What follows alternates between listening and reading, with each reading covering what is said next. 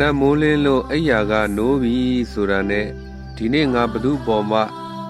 ဒေါသမထွက်မိအောင်ကြိုးစားမယ်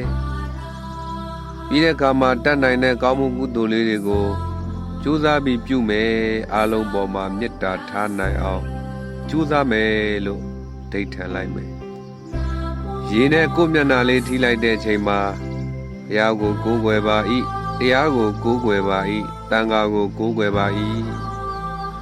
ပါဠိလိုဆိုရင်တော့ဗုဒ္ဓံတရဏံကိစ္ဆာမိဓမ္မံတရဏံကိစ္ဆာမိတန်ခံတရဏံကိစ္ဆာမိဆိုပြီးတော့တရဏဂုံ၃ပါးကိုစောင့်တည်လိုက်ပေါ့ပြီးတဲ့အခါမှာတတ္တဝါများစွာဘေးရန်กว่าကျမ်းမာချမ်းသာကြပါစေ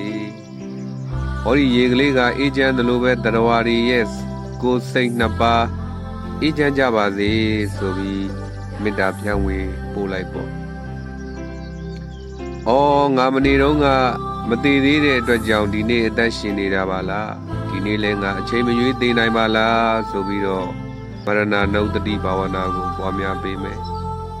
ပြီးတဲ့အခါမှာငါရဲ့ခန္ဓာကိုယ်မှာယွန်ရှာဆက်ဆုပ်ပွေတွေကြီးပါတကားဆိုပြီးအတုပဘာဝနာပွားများဒီနေ့ငါအလုပ်တွေလုပ်ရင်းနဲ့ကုသိုလ်များများရအောင်စိတ်ကောင်းလေးတွေမွေးမြူပြီးတော့အလုပ်တွေကိုလုပ်မယ်ဆိုပြီးအဓိဋ္ဌာန်လိုက်ပေါ့ဒါဆိုရင်